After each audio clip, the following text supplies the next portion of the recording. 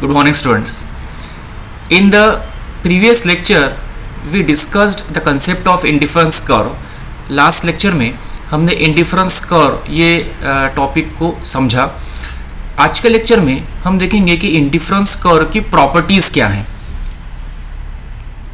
तो उसके पहले हम लास्ट लेक्चर में जो हमने इंडिफरेंस कर्व की जो मीनिंग देखा, डिस्कस किया, उसको आज एक बार थोड़ा सा रिवाइज हम कर लेंगे. तो सबसे पहले हमने क्या देखा, इंडिफरेंस कर्व. इंडिफरेंस कर्व के बारे में देखा कि indifference curve is related to consumer, because यहाँ पर हम क्या देखते हैं, टोटल लेवल ऑफ सेटिस्फैक्शन. इसके बारे में इस कॉन्टेक्स्ट में हमको इंडिफरेंस कर्व हम हमेशा देखते हैं. मतलब इंडिफरेंस कर्व का संबंध किसके साथ में है, कंज्यूमर के साथ में है. Then the concept of indifference curve developed by Edgeworth, then further developed by Irving Fisher ने इसको डेवलप किया. बाद में हमने देखा कि एक्चुअली इंडिफरेंस कर्व क्या है. It is a curve which shows the collection of various alternative combinations of commodities which provide the same level of satisfaction. मतलब इंडिफरेंस कर्व एक ऐसा कर्व है जिस कर्व पर कंज्यूमर्स जो है वो कंज्यूमर को सेम सेटिस्फैक्शन मिलता है.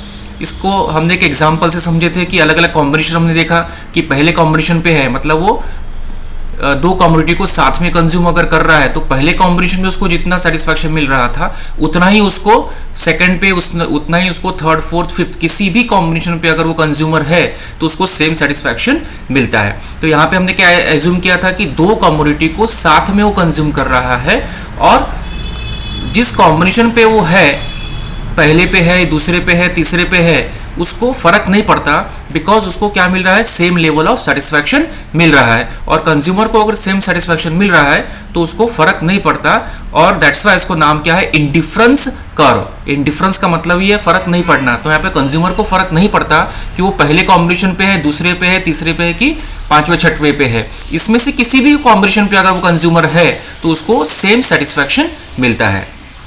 और उन सभी कॉम्बिनेशन को हम प्लॉट करते हैं ग्राफ में, और वो सभी पॉइंट्स को हम ज्वाइन करते हैं तो जो कर्व मिलता है, that curve is called as indifference curve. मतलब इस कर्व पर कंज्यूमर कहीं पर भी है तो कंज्यूमर को सेम सेटिस्फैक्शन मिलता है. एंड इस कर्व को किस प्रकार से हम पॉइंट्स को हमने प्लॉट किया था कि नंबर 1 यहाँ पे जो दिया है, नंबर 1 क्या इंडिकेट करता है, पहला कॉम्बिनेशन. मतलब एक कमोडिटी बिस्किट का जैसे यहाँ पर 25 लिया था, चॉकलेट का यहाँ पर 1, तो यहाँ पर इस प्रकार से हमने पॉइंट प्लॉट किया था. ये पॉइंट क्या प्लॉट करता है कि 25 बिस्किट एंड 1 चॉकलेट. वैसे ही सेकंड क्या इंडिकेट करता है, 2 चॉकलेट एंड 20 बिस्किट. ऐसे हम सभी पॉइंट को प्लॉट कर देंगे और उसको क्या कर देंगे, ज्वाइन कर देंगे. Then we get a curve which is called as indifference curve. बाद में हमने एजम्पशंस क्या है इंडिफरेंस कर्व की, कि यहाँ पर कंज्यूमर जो है वो दो कमोडिटी, मतलब दोनों कमोडिटी को वो कंज्यूम करेगा और कॉम्बिनेशन में कंज्यूम करेगा. जैसे यहाँ पर बिस्किट और चॉकलेट का हमने एग्जांपल लिया तो दोनों को साथ में कंज्यूम वो करेगा, ऐसा हमने एज्यूम किया था. अब हम देखेंगे आज के लेक्चर में प्रॉपर्टीज ऑफ इंडिफरेंस कर्व. कि हमने तो देख लिया कि इंडिफरेंस कर्व पर कंज्यूमर है तो उसको क्या है, सेम लेवल ऑफ सेटिस्फैक्शन मिल रहा है. तो उसकी हमको प्रॉपर्टीज देखना है कि क्या प्रॉपर्टीज शो करता है indifference curve. Indifference curve slopes downward from left to right. अगर आप लेफ्ट टू राइट देखेंगे तो it is always slopes downward. मतलब लेफ्ट टू राइट में हमेशा वो कैसा होगा, निगेटिव स्लोप भी कहते हैं इसको. It slopes downward from left to right. अगर आप देखेंगे इस कर्व को तो इट स्लोप्स डाउनवर्ड, और ये हमेशा लेफ्ट टू राइट ऐसा डाउनवर्ड स्लोपिंग ही होता है. अब ये क्यों होता है, तो इसमें एक कमोडिटी आप देखेंगे, जैसे यहाँ पर हमने चॉकलेट देखा और यहाँ पर एक्स एक्सिस में हमने बिस्किट देखा, तो ये ओरिजिन है, ओरिजिन से ऊपर में ये बढ़ते जाएगा टुवर्ड्स एरो, और यहाँ पर बिस्किट अगर इस साइड में जाएंगे तो वो बढ़ते जाएगा, और टुवर्ड्स ओरिजिन अगर जाएगा तो वो कम उसकी कंजम्पशन होती जाएगा. चॉकलेट का भी अगर नीचे आएंगे तो कंजम्पशन कम होते जाएगा. तो हमने क्या देखा था लास्ट इसमें कि यहाँ पर कॉम्बिनेशन में कि 25 और 1 था पहला कॉम्बिनेशन, बाद में 20 और 2 हो गया. मतलब यहाँ पे क्या देखा था हमने कि 5 का कम हुआ बिस्किट और उसके बदले में एक चॉकलेट क्या हो गया, बढ़ गया, 5:1. बाद में क्या हुआ, 20 से कम होकर 16 हो गया, 4 बिस्किट कम हो गया, लेकिन यहाँ पर एक चॉकलेट क्या हो गया, बढ़ गया. ठीक है, तो यहाँ पर क्या हो रहा है कि एक का कंजम्पशन कम होते जा रहा है और दूसरे का कंजम्पशन क्या हो रहा है, बढ़ते जा रहा है। तो लॉजिकली अगर आप पॉइंट को प्लॉट करेंगे तो आपको जो शेप मिलेगा वो शेप कैसा मिलेगा, डाउनवर्ड। जैसे यहाँ पर आप देखेंगे चॉकलेट, ये चॉकलेट ऊपर बढ़ते जा रहा है और जो बिस्किट है, ये बिस्किट अगर इधर आएंगे तो क्या होते जाएगा, वो कम हो जाएगा। मतलब एक का कंजम्पशन क्या हो रहा है, बढ़ रहा है, और दूसरे का क्या हो रहा है, कम हो रहा है। जैसे यहाँ पर जो बिस्किट है, ये बिस्किट का जो कंजम्पशन है वो कम होते जा रहा है, लेकिन उसके बदले चॉकलेट का बढ़ते जा रहा है। तो लॉजिकल जो शेप आपको मिलेगा ग्राफ पे अगर प्लॉट करेंगे तो वैसा डाउनवर्ड स्लोपिंग ही मिलेगा, वो ऐसा अपवर्ड स्लोपिंग कभी भी नहीं मिलेगा। तो पहली प्रॉपर्टी है कि it's always slopes downward from left to right. Then second property, indifference curve to the right indicate higher satisfaction. अगर दो इंडिफरेंस कर्व हम बनाते हैं तो जो राइट साइड में है, जैसे यहाँ पर IC2 है, ये IC1 से राइट साइड में है, तो यहाँ पर IC2 पर अगर कोई कंज्यूमर है तो उसको IC1 के कंपैरिजन में ज़्यादा सेटिस्फैक्शन मिलेगा। अगर मैं यहाँ पर एक और कर्व बना देता हूँ फॉर एग्जांपल कि IC3, तो IC3 पर अगर कोई कंज्यूमर है तो उसको IC2 की तुलना में ज़्यादा सेटिस्फैक्शन मिलेगा। तो प्रॉपर्टी क्या है कि इंडिफरेंस कर्व जो राइट साइड में है तो पहले की तुलना में उसको ज़्यादा सेटिस्फैक्शन मिलेगा। जैसे यहाँ पर IC2 है तो IC2 पर अगर कोई कंज्यूमर है तो IC1 के कंपैरिजन में उसको ज़्यादा सेटिस्फैक्शन मिलेगा। अगर कोई IC3 पर है तो IC2 से भी उसको सेटिस्फैक्शन क्या मिलेगा, ज़्यादा मिलेगा। तो प्रॉपर्टी क्या हो गई कि indifference curve to the right indicate higher satisfaction. अब ये हायर सेटिस्फैक्शन राइट साइड में क्यों होता है, तो उसका रीजन ऐसा है कि जैसे यहाँ पर IC1 और IC2 है, तो IC2 पर कोई है मतलब ही उसका कंजम्पशन क्या है, ज़्यादा। जैसे इस पॉइंट पर अगर हम देखते हैं तो यहाँ पर देखेंगे तो IC1 का इतना है बिस्किट का कंजम्पशन, लेकिन उसी पॉइंट पर अगर आप देखेंगे तो बिस्किट का जो कंजम्पशन है वो क्या हो गया, बढ़ गया। अब किसी भी कमोडिटी का कंजम्पशन अगर बढ़ रहा है तो बट नेचुरली कि सेटिस्फैक्शन भी ज़्यादा ही रहेगा। मतलब ही क्या, IC2 पर अगर कोई है तो IC1 से उसका कंजम्पशन ज़्यादा है, और कंजम्पशन ज़्यादा है तो सेटिस्फैक्शन भी क्या रहेगा, ज़्यादा रहेगा। जैसे यहाँ पर IC3 है तो उसको IC2 से भी उसका कंजम्पशन क्या रहेगा, ज़्यादा रहेगा बिस्किट का।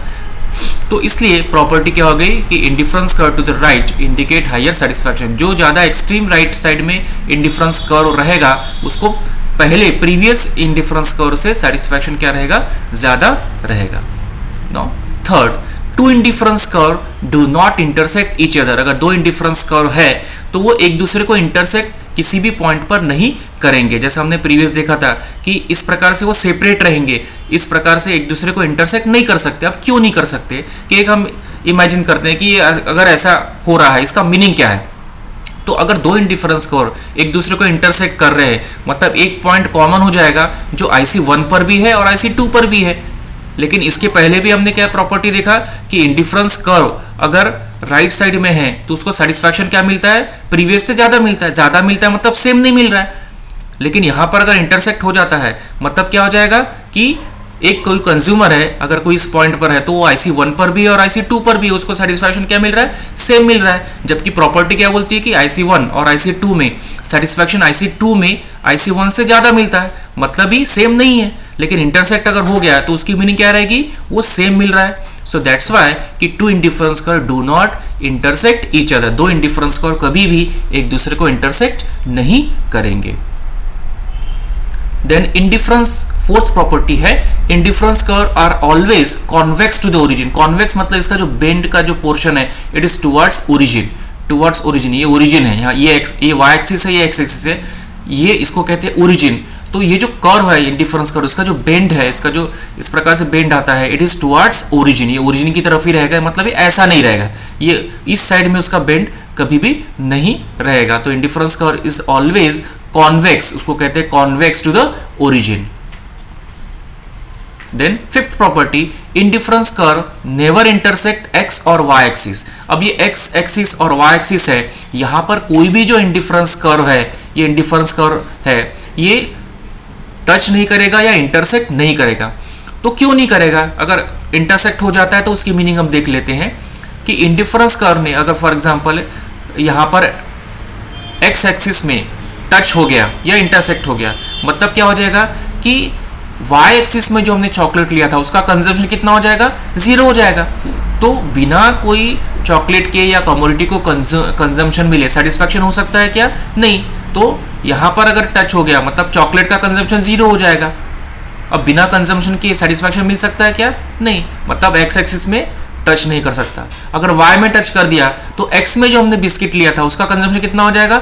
0 हो जाएगा। तो बिना कोई बिस्किट को कंजम्पशन की सेटिस्फैक्शन मिल सकता है क्या? नहीं। मतलब जो इंडिफरेंस कर्व है वो ना तो x एक्सिस में टच कर सकता है या इंटरसेक्ट कर सकता है, ना तो y एक्सिस में, क्योंकि टच अगर हो जाता है इंडिफरेंस कर्व x या y एक्सिस को तो जो कमोडिटी है उसका कंजम्पशन कितना हो जाता है? 0। और 0 कंजम्पशन से सेटिस्फैक्शन मिल सकता है क्या? नहीं। That's why the indifference curve never intersect x और y एक्सिस।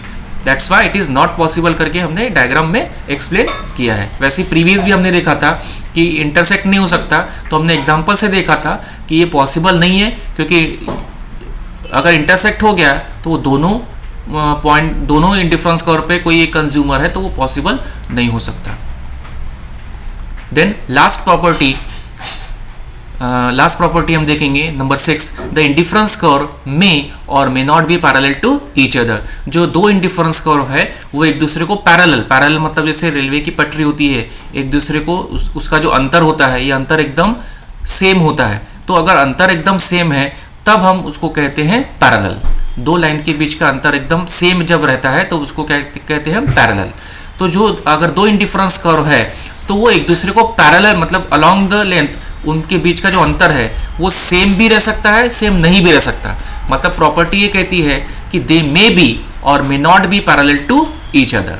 वो पैरेलल कब रहेंगे? जब हमने एग्जाम्पल देखा था यहाँ पर, जब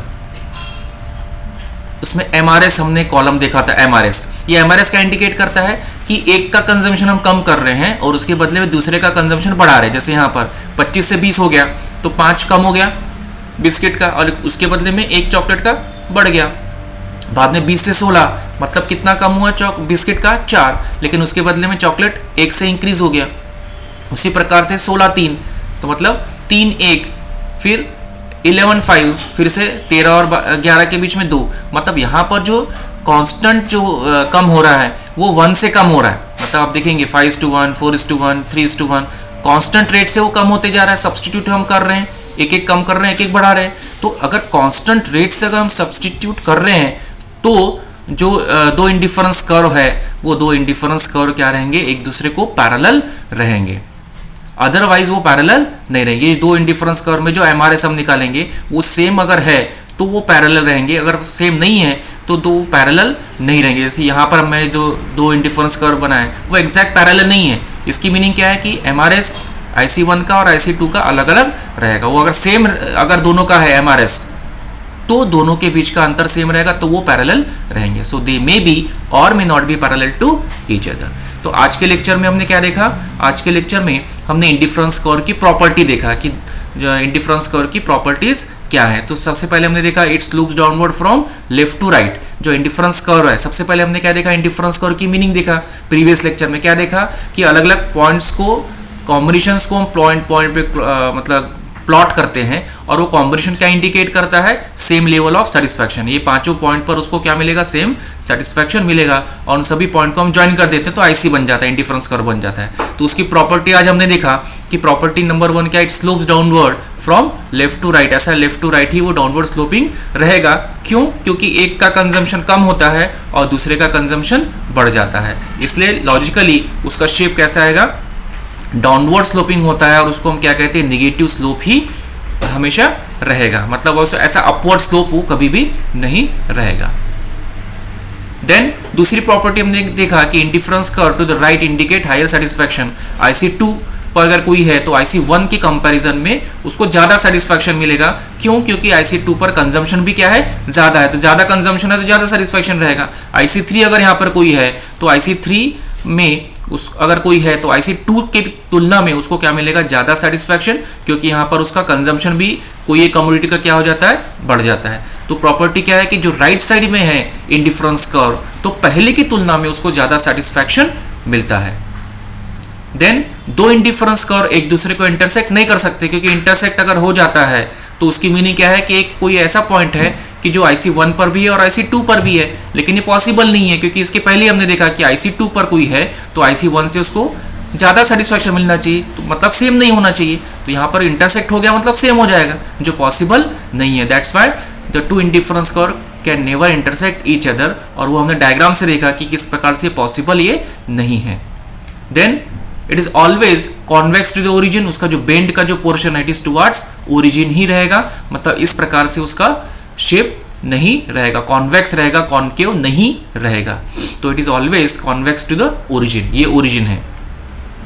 देन नेक्स्ट प्रॉपर्टी कि जो इंडिफरेंस कर्व है वो ना तो एक्स एक्सिस को ना तो वाई एक्सिस को टच कर सकता है या इंटरसेक्ट कर सकता है, क्योंकि अगर टच हो गया एक्स एक्सिस में मतलब वाई में जो हमने लिया था उसका कंजम्पशन क्या हो जाता है, जीरो। तो जैसे यहाँ पर टच हो गया मतलब चॉकलेट का कंजम्पशन जीरो, मतलब कुछ भी कंजम्पशन नहीं हो रहा है, तो विदाउट कंजम्पशन सेटिस्फैक्शन हो सकता है क्या, नहीं। That's why two indifference curve मतलब कोई भी इंडिफरेंस कर्व एक्स एक्सिस को टच नहीं कर सकता। वाई को कर दिया तो क्या हो जाएगा, बिस्किट का कंजम्पशन जीरो हो जाएगा, तो वो भी पॉसिबल नहीं बिस्किट को कंजम्पशन की, क्योंकि हमने एजम्पशन में क्या लिए थे कि दोनों कमोडिटी को साथ में कंज्यूम करना आवश्यक है, तो एक का कंजम्पशन जीरो हो गया मतलब कॉम्बिनेशन ही नहीं रहा, तो ये पॉसिबल होगा क्या, नहीं। That's why the indifference curve can never intersect x और वाई एक्सिस।